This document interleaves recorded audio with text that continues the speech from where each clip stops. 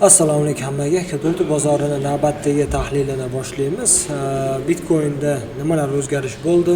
Chunki oxirgi tahlil qilganimizda adashmasam Bitcoin mana shu atroflarda yurgandi. Ya'ni biz 5-valni primani shu atroflarda hosil qilib tushib ketishini aytgandik. Hop, biz tahlil o'xshamadimi yoki nima bo'ldi bozorda? Bularga batafsil to'xtalib o'tamiz. Demak, birinchi o'sha tahlilga qaytadigan bo'lsak, Bitcoin'da eski tahlillar o'zgarishsiz qolib turibdi. Mana bu bizda hali ham bull trap degan tushuncha bor. Nimaga desanglar, Bitcoin 97 mingdan qaytgan paytda mana bu joyda 97700 ekan. Bo'ldi, ketamiz, 100 dan chiqib ketadi deb turib aldab turib keyin tushib ketgan. Undan normal tushib qo'ygandi. Xo'p, bu safar ham bizda yana haydi yangiladi, ko'tarilib turibdi, lekin degan narsa bor, bozor kuchsiz. RSIga qaraydigan bo'lsak, ko'tarilgani bilan RSI'miz zaiflashib boryapti. Bu degani ehtiyotingni qil degani. Kamiga impulsiv harakat emas, bizda nima korreksiyada yuribdi. Korreksiya degani keyingi impulsimiz yana ehtimoliy pastga bo'lib qolishi mumkin. U 100% demayman, chunki o'zining zonalari bor, buzish kerak degan 73 ming, 70 mingni mana buzib tushgandan keyin aytaman, ha bo'ldi demayman. Biz endi sekin pastga qarab yo'l oldik degan tushuncha bo'ladi. Ungacha balki imillab sekin yana chiqib ketishi mumkin bo'ladi bozor. Nimaga desanglar, S&P 500 ga qaraydigan bo'lsak, kanalni buzib o'tdi. Biroq tushib berdi, keyin ko'tarilib ketdi. Hozir bunga nima sababdan ko'tarilib ketayotganligini va biz mana Abdulloh aka bilan ham, Abdulloh Shokirov bilan ham gaplashgandik. Ular aksiya bozorida ishlaydi, investorlik klubida bundan tashqari HSBC klubda tahlil signallarni fond bozori aksiyalar bo'yicha berib olishadi. S&P yana dash ko'tarilib ketish ehtimoli bor dedi. Buni hozir nima sababdan mana bu ko'tarilishlar sodir bo'lganini ko'rib chiqamiz.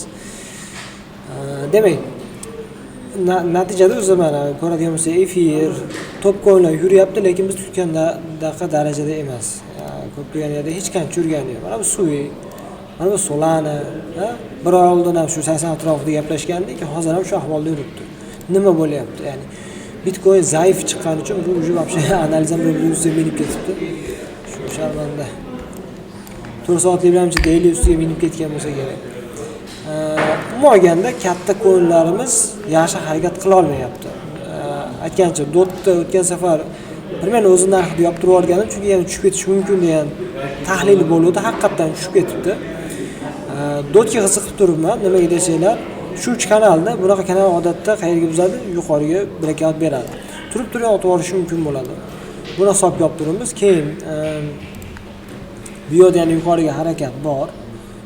Ular ancha tushgandan keyin impulsiv ko'tarilish bo'ldi. Bunda bir marta ishladik.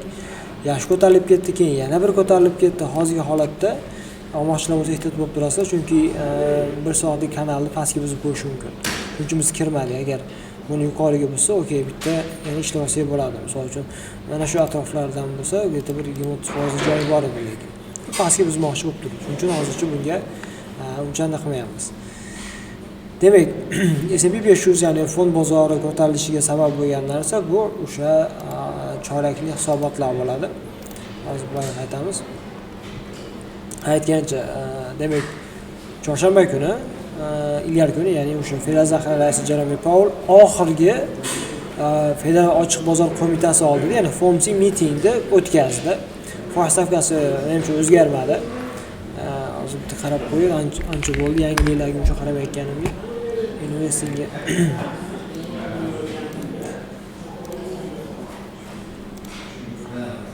nima demoqchiman? Ya'ni bu odam mana hammamiz trader sifatida, investor sifatida good afternoon everybody deganda o'sha narxlar tushib ketishida ham memlar paydo bo'lgani, umuman juda ham ko'p yaxshi xotiralar, traderlar, investorlar xotirasi qolgan bu inson bilan butun dunyoda.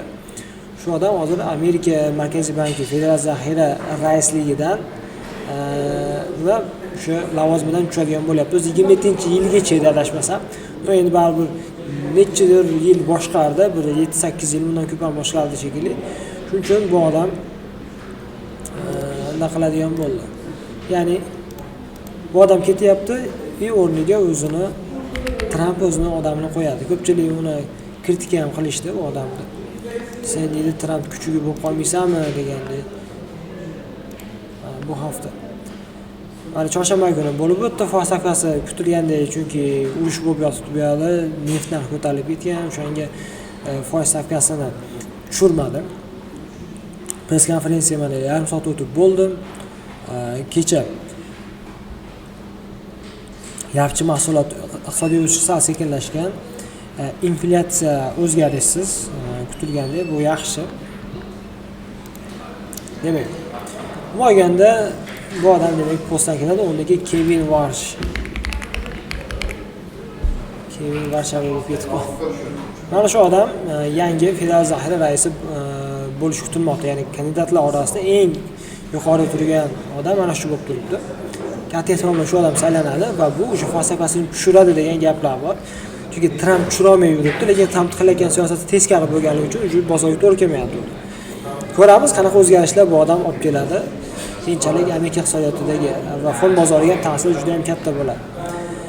Hop, fond bozorini ko'tarishiga sabablar bu o'sha chorak hisobotlarning kutilgandan zo'r chiqishi. Nvidia beats earnings expectations deyilyapti. Ya'ni sun'iy intellekt pufagi degan narsani ham yo'qqa chiqarib, hozir mana imенно o'sha foydasi, ularda daromadi va foydasi kutilgandan ancha baland chiqqan.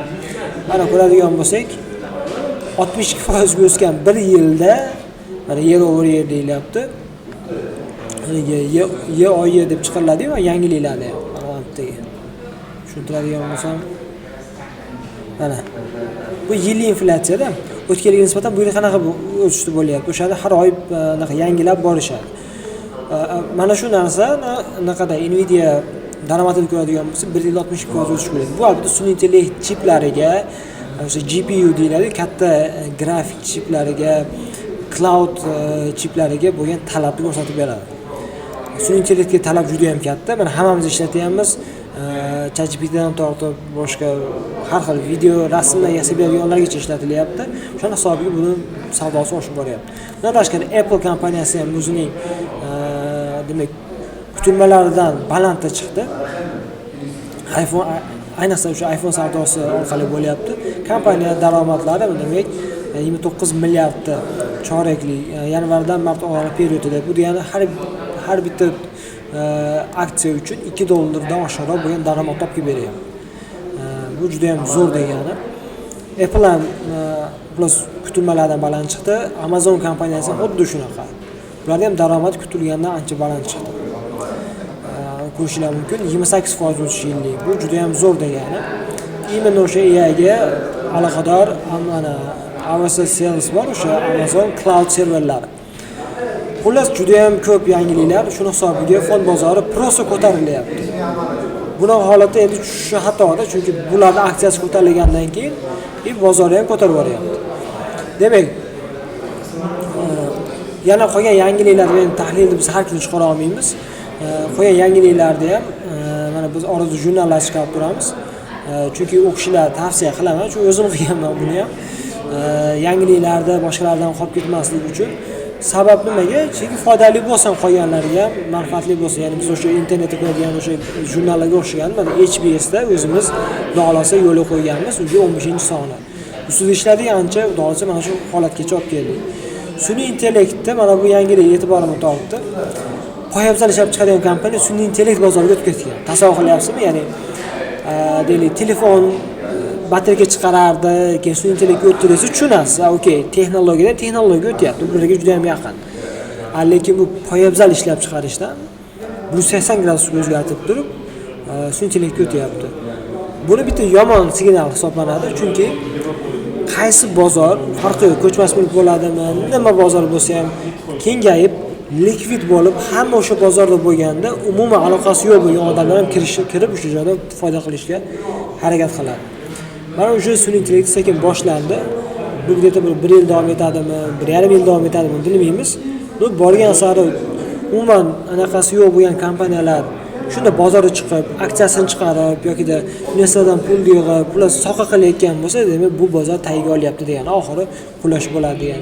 Sun'iy intellekt bozori hali qulash arafasida emas, chunki ChatGPT, cloud kompaniyalari bozorga hali chiqqani yo'q. Ular aksiyasi chiqadi bozorga. Aytganimizdek, umuman bemaza qonun hukm bo'ladigandek umuman bo'lmagan kompaniyalar ham AI servislar, AI bo'lib ketadi ham yo'q. Ana o'shanda demak bozor qulaydi. No, biz уже ilk anaqalari, o'sha yangiliklari chiqishni boshlagan. Masalan, bularda shu intilikka o'tamiz degan yangilikdan keyin aksiyasi qaranglar 580% oshgan. Hisob qilyapsiz. Bozor chiqqandan beri 90% pastda bo'lgan, lekin shu bir kun ichida yangilikda 580% oshgan. Demak, kriptoda ishlayman, aksiyada emas. Chunki bu mingtalab aksiya bor. Mana buni borligini bilmaysiz, lekin siz buni nimada ko'rib olishingiz mumkin? Oshayotgan paytda usha olsangiz bo'ladi. Oddiy narsa juda ham ko'pchilik aytaman. Yangilikni bilmaysiz qachon chiqishini. Siz biladigan narsa mana bu texnik tahlil hisoblanadi. Oddiy ko'z bilan ham ko'rganda o'sha mana bilinib turibdi. 2025-yil aprelda mana hozir 1 yil ichida 1 yillik grafikda o'sha down trend turibdi. Shunda bitta trendni tortsangiz ham o'sha bunaqaga beradi, yoki breakoutga beradi. Bo'ldi, mana breakout kuting. Yoki deb yashil ketayotgan bo'lsa, bitta fishkasi bor. Skrinlarda ko'rasiz-ku, bitta aksiya deylik, bu 500% ekan, 50% sotib oladi. Nimaga sotib oladi? Yana ketishi mumkinmi? Nima qilasiz? Shuna trendni tortasiz, katta time frame-da. Okey, demak, normalniy olsa bo'ladi. Oras soch uchun shunday ishlanadi. Eng oson yo'li yangilikdan oldin ishlash bo'yicha mana shu hisoblanadi. Bu bo'yicha biz Vipulda dars ham joylaganman. Bemalol Vipulga qo'shilib kurslar bo'ladi. Imana mana shu yangilikdan oldin sotib olish bo'yicha. Demak, Bitcoinga qaytamiz. Bitcoinda shunaqangi tahlillarda ham menimcha ko'pchilik kutyapti. Hozir buni yaqinlashtirib ko'radigan bo'lsak, qaranglar. Okey, bear marketda yurgan, undan keyin bull market boshlangan. Orada menimcha unaqaga bo'lib chiqqan ekan. Asosiy narsa, ya'ni bu odam aytish bo'yicha, biz mana shu qizil liniyagacha 26 oxirigacha yuramiz deyapti, gapi bo'yicha. Shunaqa tushundim, chunki oylik time frame da bu. Keyin breakout bo'ladi. Ha, bu narsa bor. Bu narsani biz o'zimiz ham kutyapmiz. Shuning uchun hali beri bu rangga o'tdi deya olmaymiz. Hozir bu yerda bir marketda bo'lgani uchun Bitcoinda emas mana hozir. Bu anaqa bilan solishtirilgan. 22-yillik tushish bilan hozirgi ko'tarilish. Deyarli o'xshash holatlar ko'p. Men ham shunaqangi tushishni kutyapman. Shuning uchun top coinlarni biz nima qilmayapmiz? Hozircha savdo qilmayapmiz. Ya'ni top coinlarni hozircha ishlamayapmiz. Chunki sababini ko'rib turibsizlar. Bitcoin'dagi ko'tarilish berish holatda haftalik, kunlik time frame'da biz bir marketda berish holatdamiz, down trendda, 4 soatlik up trenddamiz xolos. Shuning uchun ehtiyot bo'lish kerak.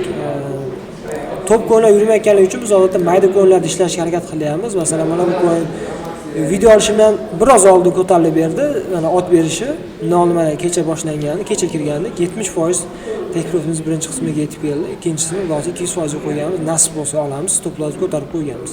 Zararlar ham bo'lyapti. Endi pump coinlar biz alohida bo'lim ochganmiz. Unda mana bu anaqamiz hozircha bizda minusda turibdi, chunki bu 10% hozircha bu minusda. Endi pump coin uchun bu normal odatda tushish hisoblanadi. Chunki hozirgi anaqamiz coinimiz bu уже 70% ko'tarilib, hozir 50 plusda turibdi menimcha. Mana shu holatda 40% tepada turibdi hozir. Shu yerdan o'lchaylik-da. Aytdim 40% tepasida turibdi hozirgi holatida. Bunaqa bozor yurmayotgan paytda iloji yo'q mayda aktivlarda, market cap kichkina bo'lgan aktivlar yurishni boshladi, shularni ishlashga harakat qilyapmiz. Hozir high coin ham o'tganda, esingizda bo'lsa, o'rnidan keyin 200% ot berganda va undan tashqari hozir yana ko'tarilib qolish ehtimoli bor. Bunga ham kichkinagina paysa qilib qo'yganmiz. Xullas, bu bizdagi hozirgi bozorda ochiq bo'lib turgan pozitsiyalarimiz bo'lib turibdi.